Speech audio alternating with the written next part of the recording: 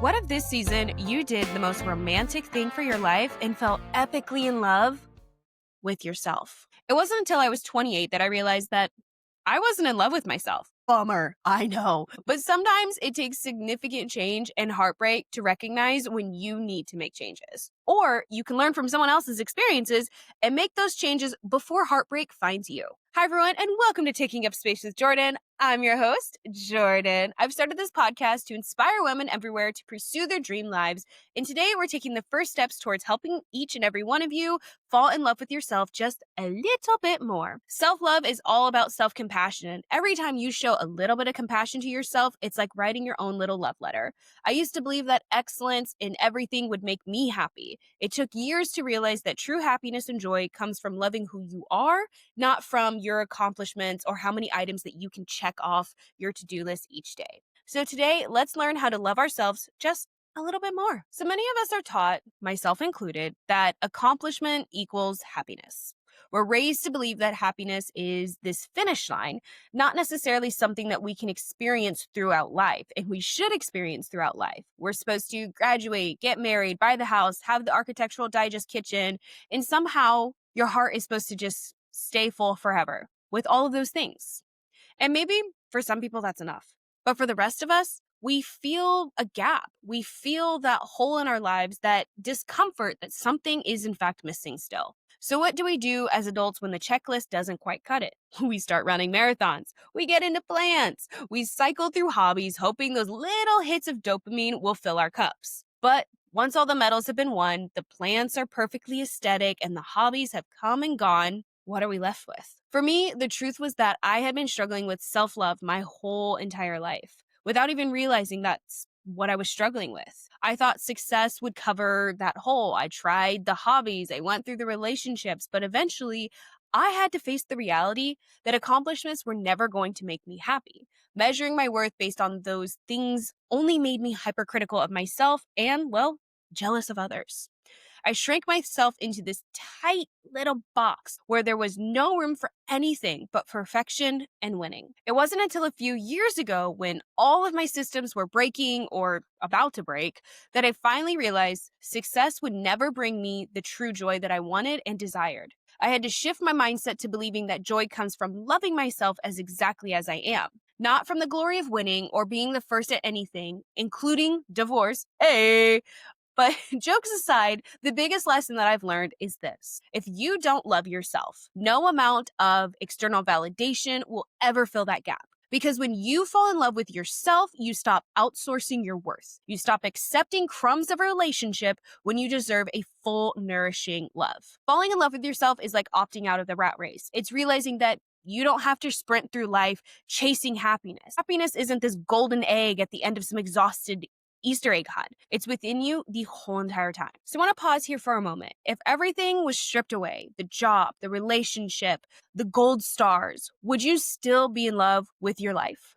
Or would you be left with a stranger who you don't even know anything about? Getting to know yourself for the very first time is like going on a blind date. You don't know who is going to show up. You don't know what they look like. You don't know anything about them. And it can feel scary. It's why this self-love journey is almost a lifetime one, because there are so many blockers that can get in the way. I've been on a self-love journey for a few years now, and I've come a long way. So I know with absolute certainty that it is possible to overcome the blockers that naturally can pop up in our lives. I know it's possible to get to the place where you can confidently say, I love myself. But I'll be honest, it took a lot of stumbles. It took a lot of falls before I got there. One of the biggest blockers for me was letting go of the image that I had it all figured out. On the outside, I had everything most people wanted. I had the house, I had the relationship, I had the picture perfect life. But on the inside, no happiness, no joy.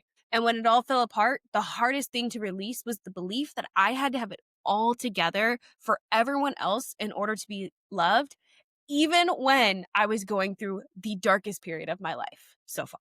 And honestly, I was a hot mess. And you know what? I still am sometimes. But that doesn't mean that I'm less deserving of love. The mantra that helped me through this was, I don't have to have it all together to be loved. I don't have to be perfect. And slowly, I started to believe it. I realized that I didn't need the house. I didn't need the husband or the perfect life to deserve love.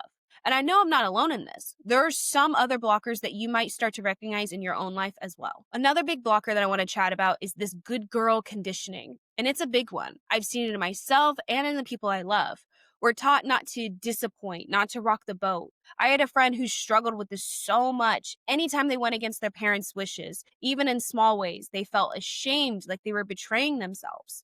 Their whole identity was wrapped up in external validation, and it made relationships fragile because they expected others to constantly prove their love and loyalty as well. Their healing started with small acts of defiance, though: buying the green shirt instead of the blue one, spending Thanksgiving with their partner instead of going home. Those micro steps taught them that they could survive disapproval and the world would keep going, and that they still love who they are. That's how self love begins, in the small choices where you pick you over someone else's expectations. Another huge blocker is that authenticity itself can feel like a crime. Being true to who you are is terrifying to people who don't know themselves. It's like holding up a mirror they do not want to look into. I always think of that scene in Wicked, actually, when Alphaba shows up and everyone points and laughs and mocks her for daring to just be different and look different. And you can see it's actually breaking her spirit until her friend steps in with acceptance and encouragement.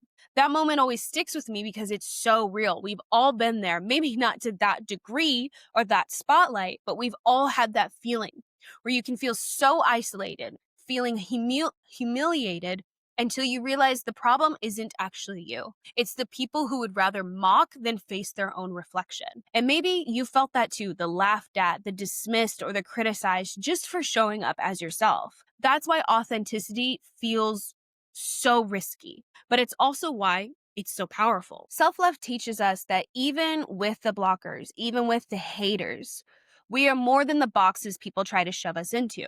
Self love is resilience in the face of othering. And it's not just personal, it's cultural too. Look at the US right now. Every day there's a new headline, a new group declaring who's worthy and who's not. And here's the truth: they're liars. When we keep showing up as our authentic selves, when we live for our futures and for our dreams, that's the biggest fuck you that we can give to those bastards. Because our self love is the one thing that they can never take away from us. And luckily for us, self-worth is teachable. Self-love is teachable. We can learn it and grow it like a muscle with practice. I talked about this in a recent Wednesday YouTube exclusive episode that I release every week. And this past Wednesday, I broke down how writing a love letter to yourself can be a ritual that helps you fall even more in love with yourself. So if that's something you're interested in, definitely go check it out. I'll be sure to make sure it's linked below.